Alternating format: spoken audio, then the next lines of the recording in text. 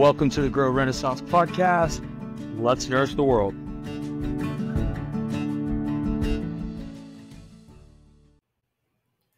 All right, welcome to the Grow Renaissance podcast, everyone. I'm super excited for this episode. We have Adrienne Martinez here with us. She is a holistic health coach, I guess you could say, and she also has her own herbal tea line, does a lot of things in that space. So we're super happy to have you, Adrienne. Thank you. So I guess just give us a brief introduction of yourself, kind of how you got into the holistic space and everything that you do.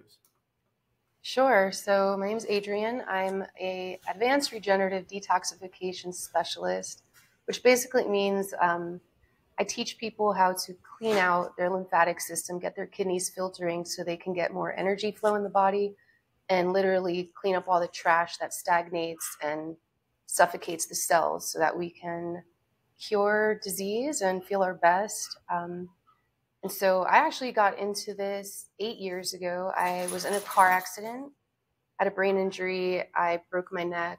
I broke my ribs, punctured my lungs. I was paralyzed. I had to learn how to do everything again, walk and talk. I was in a coma. So a whole bunch of things going on, and I didn't take care of myself. And so it got to a point where the pain was super excruciating. I had turned 33, and I couldn't get out of bed. I was in tears all the time. But I didn't want to do pain medication. So it was either I did the spinal surgery with the pain drip medication, or I figured out like, hey, what do I have to do? Because I do have a background in biology from college. And so I knew that the body regenerated. So I set off to see what I could find. You know, we have the internet. But I started with yoga because I was living in Colorado, and it just seemed like so many people were into yoga. And I knew a lot of it had to do with my posture because my neck kind of healed. The vertebrae has like a step up, so it's not straight. So that caused a lot of pain. I couldn't turn my neck fully. I was in a neck brace for 6 months, so my muscles I was kind of hunched over anyway, so I figured yoga would really help to straighten my back out. So I started with that. I told myself 7 days, you know, that's the self-love thing, is that you commit to something and you do it. And so what was amazing was just in that time, I was able to crack my back in a spot that was locked up for years. And it gave me so much relief. And I was just so amazed that it took no chiropractor, it took no medicine. It was all like within me. And so that kind of inspired me. It inspired me to change everything. And I had a friend down in Colorado Springs who came to visit me, and she saw that I was making these changes. And so she had went to a school down in West Palm Beach called Hippocrates Institute. They're all about wheatgrass and raw foods. And so she just started telling me like, hey, you know, when you cook your food, anything over 118 degrees, you destroy the enzymes. I'm not sure if you want me to wait, if you can hear me all right. Yeah. Okay. Yeah. Okay, cool. So she was just like, you know, you heat your food, it destroys it. All the water-soluble vitamins and minerals evaporate. And so me being a mom of 3 and just being so frugal, I was like, what? Like, trying to get the most out of my food. Like, what do you mean? And so from that day forward, it was just like a light switch. I just went all raw. So much changed in me. I was 250 pounds. I was, you know, very overweight. I was depressed. Like I said, I had no mobility in the left side of my body. And I also, for years, I had experienced fluid. These are, you know, we have major lymph nodes in this area of the head, so, you know, under the armpits. So every time like I moved my jaw, I would feel like crunching. I would hear like liquid basically. So I had gone to ENTs, and they put a little scope in there. They're like, oh, it's pretty red. Let's put you on antibiotics. So nothing ever resolved itself. So anyways, during those times when I was just all raw, I had a lymphatic drainage on the side of my head, and I just felt like a waterfall of water cascading down my face, and it was so weird. But instantly I could smell better, I could hear better, and this fluid just loosened up and totally went away. So I just kept learning and learning. I found the guy who trained me, who's one of the best natural healers in the world. He's the only one who's discovered the connection between the lymphatic system and the kidneys, how important that is. I think he should win a Nobel Peace Prize, but mainstream probably wouldn't agree with me, because then everyone would heal themselves. And so yeah, I'm super proud and happy that I met him and received my training under him, because you can, once you know what disease is, you can literally help yourself, your body, to cure anything. So that's kind of how I got into it. I just kept getting better and better. My energy channels started to clean out. The lymphatic system is your main energy channel. Was running 10 miles like every day, every other day, like barely needed to sleep. I got to a level where I was just on liquids. Because when you clean up your gut that holds a lot of mucus and stagnation and fecal matter, it slows you down and it brings your energy so low. So when you clean all that up, you don't need to eat a lot. You're so sick. You drink a juice and you're satiated. So I just got to like extreme levels of health. But like life is about experiences. And so I had a relationship, and that kind of brought me down. I ate some cooked food and then just started dabbling in that. So yeah, I'm human, but I mostly do enjoy eating a raw diet, because you feel your best. You're never sick, and who wants to be sick and in pain? So that's my story. My kids also, I have 3 kids. My oldest is 15, my youngest is 10, and they're also high raw vegan, if you want to call it, plant-based, whatever label you want to call it. But we just eat according to what our body is supposed to run off of. Yeah. Wow. That's awesome. I'm all like worried about my posture now over here, but yeah. So would you say, so it sounds like you started with yoga and then you kind of slowly got into the more raw food. Is that correct? Yeah, definitely. So between the two, obviously exercise and food is important, but what did you see? What was the biggest difference with like exercising, but still not eating good, as opposed to eating good? Like, what was that difference like? So exercising is crucial, the movement, because the lymphatic system doesn't have its own pump like the cardiovascular system. So we need to move and contract our muscles to like squeeze the lymph nodes to help assist it in pushing out the acid waste that accumulates there. That is the purpose of your lymph nodes. It has macrophages to break down acid waste. And so when we eat a lot of acid forming foods, it accumulates there, and it's very sticky. Like I mentioned nitrogen before, it's a very sticky element. And so things get stuck there. So if we're not exercising, not moving, it just stagnates and causes a lot of bacteria and parasites. And so movement is good because it stimulates the lymphatic system, but also sweating is another way that we eliminate waste through our skin. Your skin is like your third kidney. They say you eliminate up to 2 pounds of waste a day through your skin. So sweating every day is super important. But if your diet is not right, then you're constantly backing up that lymphatic system. So you can be exercising and sweating, but if your diet is still offensive and causing a lot of mucus and inflammation, it's kind of like you're swimming up current. You're still sweating, but your kidneys are still backed up, so you're not eliminating that much. You're basically relying on your skin to detox and eliminate everything. So people will get acne, really bad skin conditions, because the skin is, always trying to eliminate stuff. So at that point, you're trying to lose more than you're putting in, but it's hard to keep up with that. Yeah, you're still highly inflamed, and now your kidneys are not operating, so you're just relying on your skin to sweat it out. And if you notice, like, I don't like to talk bad about people, and I'm not, but just like bodybuilders in particular, a lot of them believe in like high protein diets. And there's one in particular, his name is Ben Cowell, Kowal. He's in Australia, and he was a bodybuilder. And he will say, like, he was like, I was like this. He was like, I was so stiff with proteins. And he worked out like every day, trained.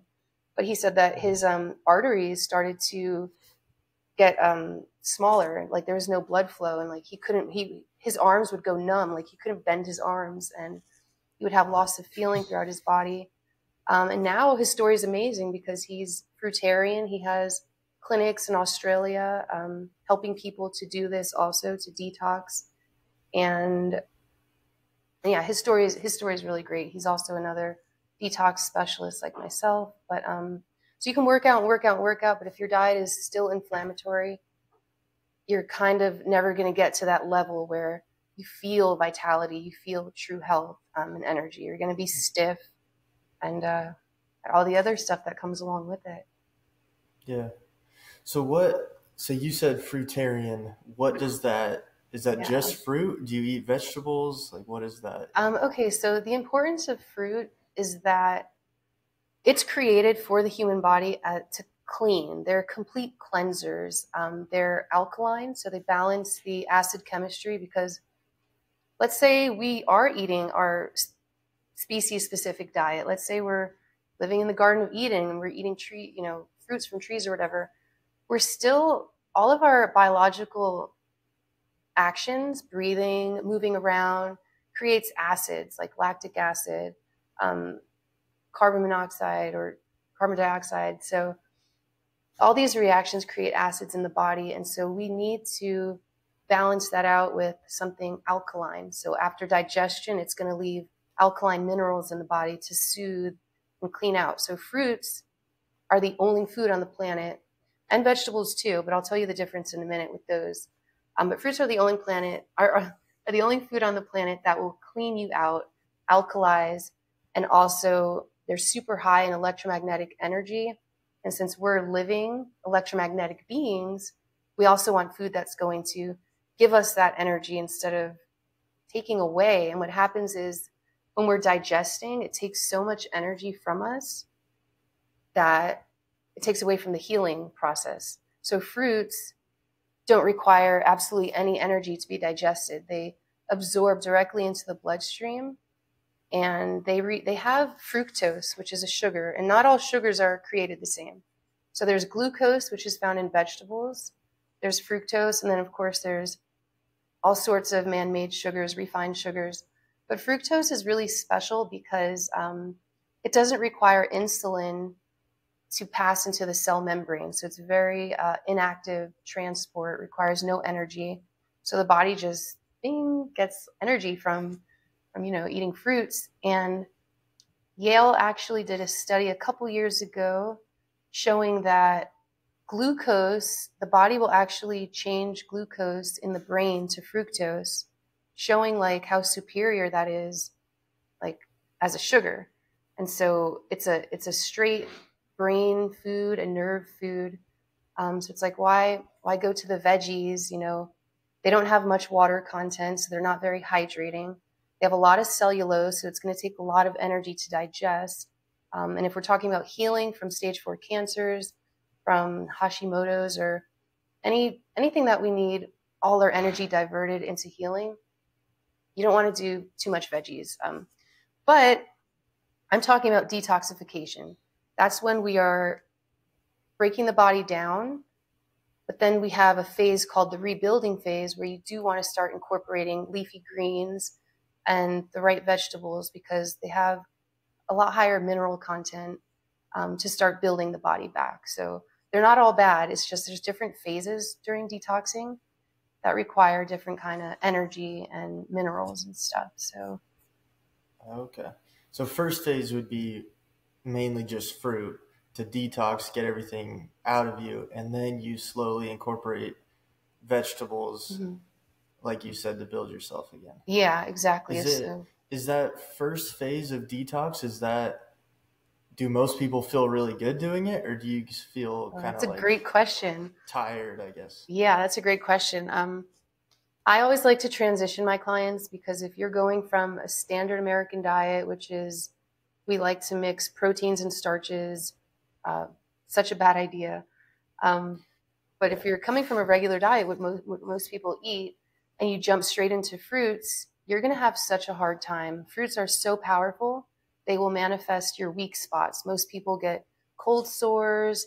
They get allergic. I hear all sorts of stuff like, oh, I can't eat that fruit. It burns my mouth. And I'm like, actually, it's showing you where you have a lot of acids, and it's trying to bring those to the surface to eliminate it from the body. So I always transition my clients. I do like a 2-week, 2-week, 2-week where we are eliminating the most offensive foods and replacing it with more hydrating, alkaline stuff. And then when they're finally able to go off fruits, I get them on an herbal protocol to really speed up detox because, we don't want to be, it took me 3 years to finally start detoxing because I didn't know all the things that I knew. So you don't want to take that long. So the herbs really help to speed it up, but also to support the kidneys. Or if I do iris analysis. So if I see like your pituitary is really weak, well, there's herbs that will proliferate cells in that gland. So you can kind of like tailor an herbal protocol, which will help a lot for that process. So the detox process, I would love a client to be like, hey, I'm going to do a whole year on fruits and herbs, but I know like that's super hard. And so I have a minimum of 3 months. I say 4 months is 4 to 6 months is a good start for a detox. And once you get into the lifestyle, 21 days, you establish a habit, you realize like, okay, I'm not going to do this my whole life, but I'll always know how to come back to cleaning my body. And I should clean my body every quarter of the year. So you're doing it like, three times, whatever, once a month, once every 3 months. Yeah. I'm sorry. Yeah. And I think, okay. So yeah, you just want to realize like, okay, I want to clean out my body, give it a break. You start getting into fasting, which is another level. But yeah, once you are detoxing and you're in that raw fruits, herbs stage, you're also cleaning out parasites, which also really control your desire. They control your mood. They control your cravings. Once you clean all that out, all the mold, all the fungus, candida is a huge one. And it's really one of the harder ones to get out. Sulfur. To clean up all that stuff, yes, you are going to feel amazing. But you mentioned feeling like crap, feeling tired. That's what detox means. So if you think about when people are detoxing off of alcohol or drugs, they're going through fevers and chills. They're going through like some of the hardest moments of their life. So I always tell people, I commend you for wanting to do this because this is going to be one of the hardest things that you do. You are breaking your habits. You're reprogramming your subconscious mind. You're basically throwing away everything we've been told. Milk is good for you. You need to eat protein. You're really trusting in your divine body and like nature. What's growing on a tree is going to be good for me, and it's going to help me and heal me. So yeah, some common things that people experience, definitely flu and cold-like symptoms. Your body is going to start moving mucus around. The head is the first thing to get congested. So you'll wake up with tons of like dry eye boogers. You'll have a lot of earwax. You'll have a lot of mucus coming out. You might be sneezing a lot. You'll have a lot of discharge from your other areas. You might smell, I've had clients who under their armpits, they break out in sores and pus. I had a client who they pushed their skin literally opened and pushed out a small tumor.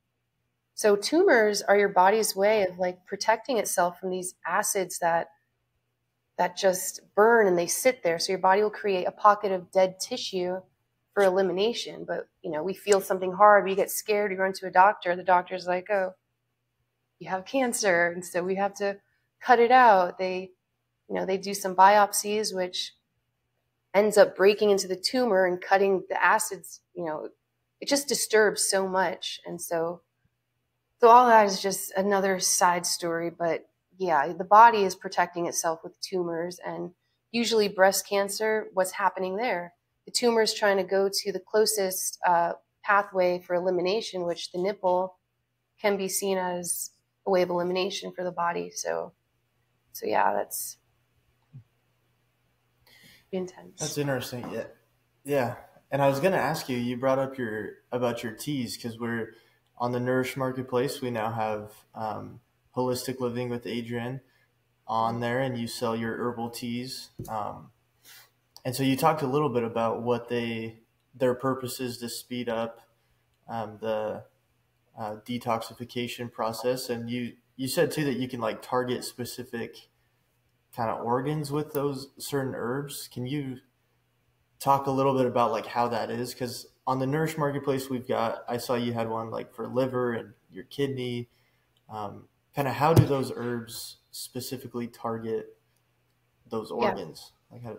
Yeah. Okay, so herbs are really special. Like everything has a consciousness, and so plants are the same way. Each one has an affinity for a different mineral in the soil, which is why I love the Grow Project so much. Regenerative farming is such an awesome thing because the soil is enriched with minerals, and so the plant can uptake the minerals that it really loves and grow into a beautiful, conscious thing. So when we are eating it, consuming it, it is helping that organ that it's designed for. So let's take the kidney tea, for instance, because the kidneys are a major part of your health. If your kidneys are not filtering out waste, it's going to start backing up in your body. And by the time you're middle age, you're going to start aching. You're going to start manifesting all these diseases.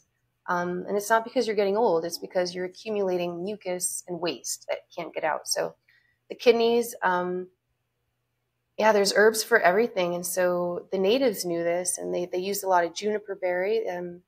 Juniper berry is a diuretic, and it helps to astringe the kidney tissue in particular. And so what that means is it pulls at the mucosa membranes of the tissue in the kidneys. So it's literally cleaning all the mucus that blocks cellular respiration, and most importantly, cellular elimination, because every one of your cells, if you're thinking about macro and micro worlds, you're not just one entity. You are trillions and trillions of little Owens, you can call them, right?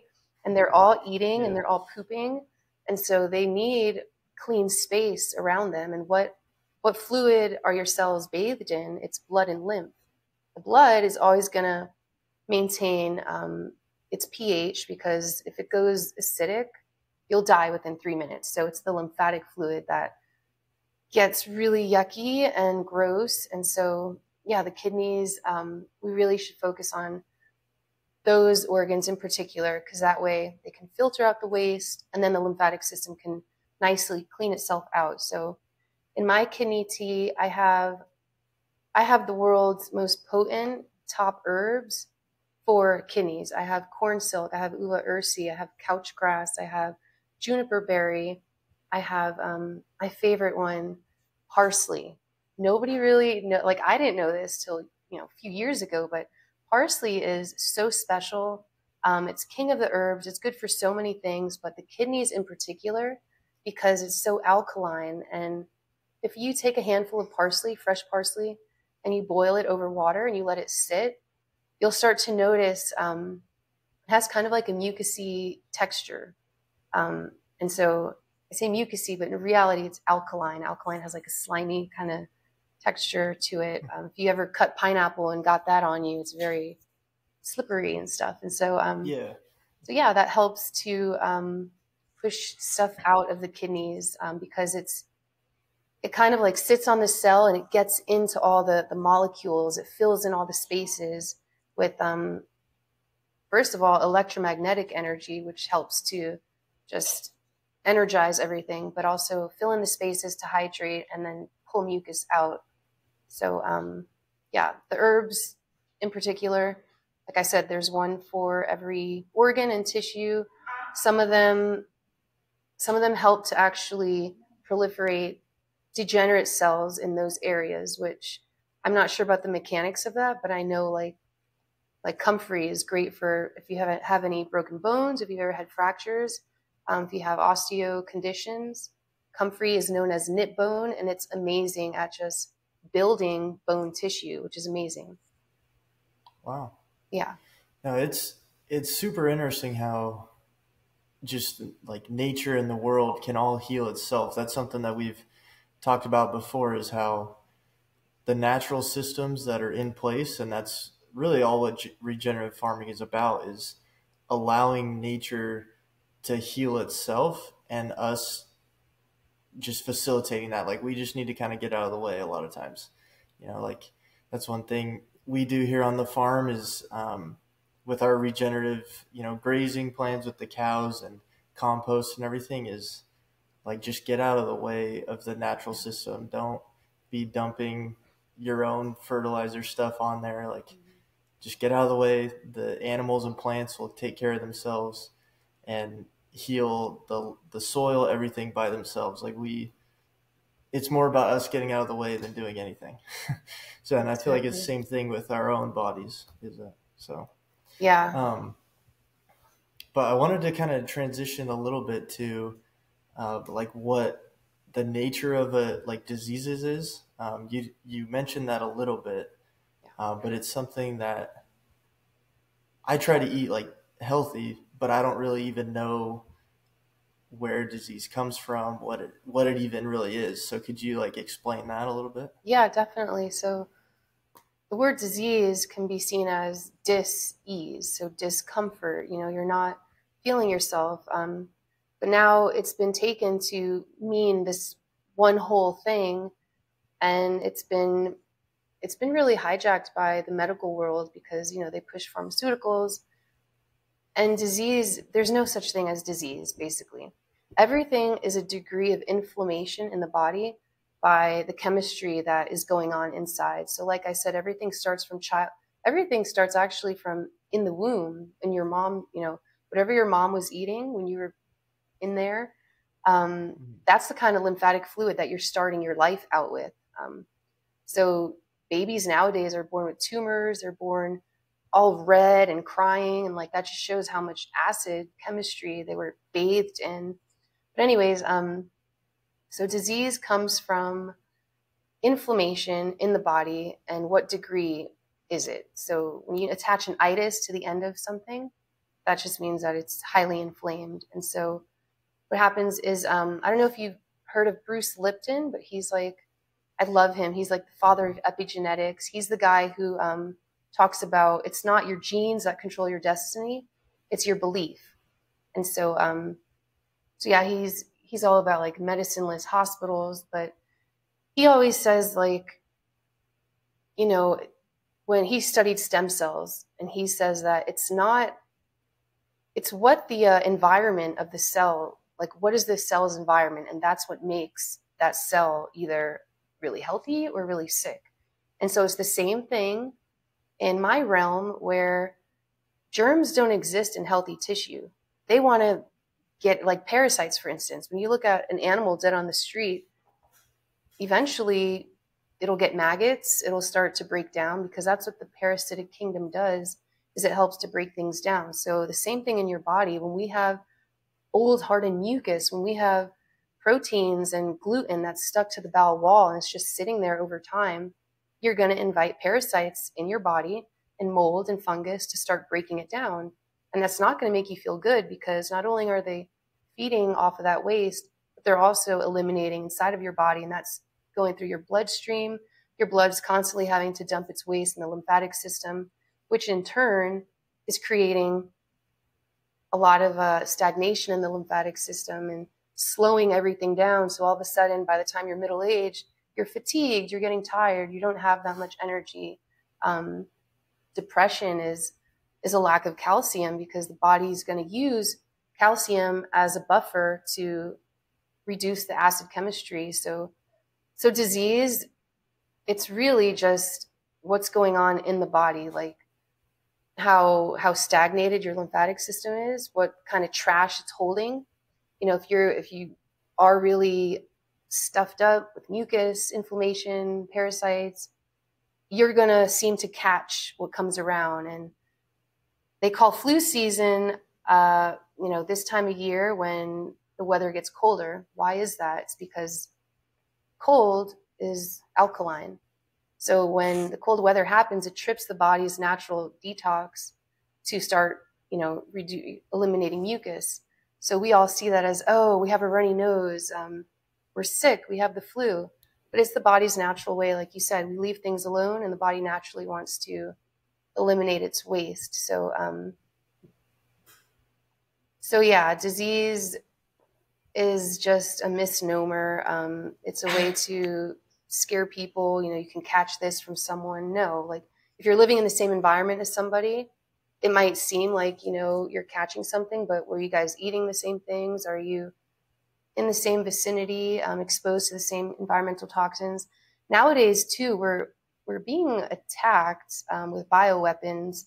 They have these Gwen towers that are constantly pumping out these ground magnetic waves that interfere with us. And if we're a typical person that's eating GMOs and drinking fluoride water and taking the vaccines, I don't know if I could say that, but you're going to have a lot of heavy metals in your body. So when those Gwen towers are on, which people know them as 5G towers, but they're not.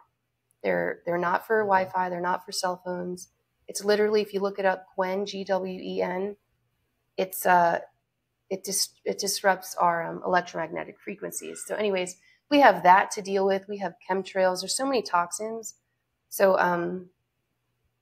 yeah, it's just, you will realize that nothing will get you sick when your energy pathways are flowing clean and nothing is sticky and stuck and accumulating and blocking cellular respiration and elimination. So those are the two main things that if we focus on, you will never get sick. You won't feel pain, because what acids do, with an acid diet, they're very sticky and hot. So they create a lot of stiffness in the body. So, people get localized pain.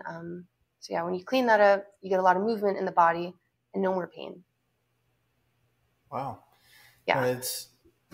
It's super interesting what just all that can do. I know, like one of the guys that works on the dairy, they take a lot of colostrum. Like they drink a lot of the, not straight from our dairy, but you buy the powdered colostrum and drink it. He said that he hasn't been sick since he started taking it, which I don't know the chemistry behind all that, but that's just what his experience has been that, once you start eating healthier and taking more of those, for him, it was colostrum. He hasn't been sick. I think that is supposed to be very alkaline. And so, yeah, if you're taking alkaline chemistry to bring down the acids, you're going to feel loads better. Wow. Yeah, it's super interesting. I feel like, and you're obviously very knowledgeable. We could probably go on for a long time talking about this, and it would all go over my head, but it's been very good. But I wanted to ask you a little bit just about how you got involved with Grow. Obviously, you're selling a lot of your products on the Nourish marketplace. You're a community member. How did you get involved with Grow? What was really like stuck out to you, I guess? So I'm so new to this Connect blockchain stuff, but my friends have been telling me for months about it, and I see now how they're benefiting and like talking about these projects. And just mentioned the CEOs are like real people and down to earth, and I believe in a life of service. And I'm what am I here for? I'm not here for myself. I need to give back. I have this knowledge. I need to find my people. And so I started dabbling in with, I signed up for Connect. I have a Connect wallet. I got my WinNode and all that stuff. And so I started looking at the projects, and given my career and my lifestyle, the Grow project really stuck out to me. And so my friend who got me into this, he sent me one of your recent videos. I think it was a January 3rd video that you guys did. And I was just so inspired. I was so inspired that you guys are focused on regenerative farming, because especially nowadays with how depleted the soils are and the farming practices are just horrible. I said to myself, I need to find a way to get connected and be a part of this project, like in any capacity. And so I prayed on it, and here we are. So I'm super happy, and I feel really blessed to be here right now and just being able to share my products. I'm going to be doing a lot more. So I do look forward to helping out more and just being more involved. But I think what you guys are doing is great. I don't know if you've read the book, but since, anyone who's listening, there's a book called The Secret Life of Plants. And it is an amazing read. It talks about the just how plants have a consciousness, and the regenerative farming is just so great for the best plants out there, for their consciousness and to really help humanity. Mm-hmm. Yeah, no, that's awesome. I think the basis of regenerative farming, I've talked about this a little bit, but is really to see the soil as a living thing, not just a place that holds stuff, right? That's kind of how I used to look at it personally. It just holds the roots and it holds water and nutrients, but it's really a living thing that has a lot of microbiology going on in there that the roots can dig into, create healthier plants, healthier animals, healthier people, healthier planet, which is really the goal of Grow. And so we're super happy that you've become a part of our community, and it really is a community-driven project. So we need more and more people just to share the message, and as we do that, everybody, rises together. And so it's been a real pleasure talking to you today. Is there any last words you wanted to say real quick?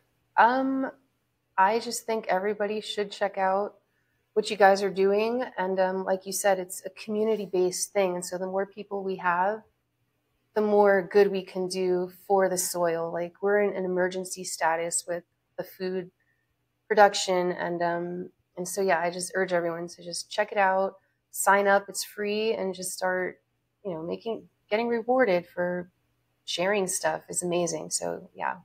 And thank you for having me. This is awesome. Yeah, no, we really appreciate it. And one last thing I wanted to say on that was just that we really are at a time where we saw it with COVID. Our supply chain is so fragile. Like, between the farmer to get to the producer, there's so many different little steps that if one of those things breaks, our food supply is broken just in an instant. And so it really is just so important to, like you've talked about, eating raw food, eating local food, eating good food straight from the farmer, is really our mission and our goal. And the more we can share that, the more local farmers we can sign up, and get more people involved and really help people live better, healthier lives is exactly what you're doing. So we really appreciate it. And thank you all for watching this episode of the Grow Renaissance podcast. Awesome. Thank you for listening to another episode of the Grow Renaissance podcast. Make sure you like, share, and subscribe this episode. Remember, it will take a community of us to do the best in the world and truly nourish not only ourselves, but the planet, the atmosphere, the soil, the plants, and the animals on it. So make sure you spread this message anywhere that you can.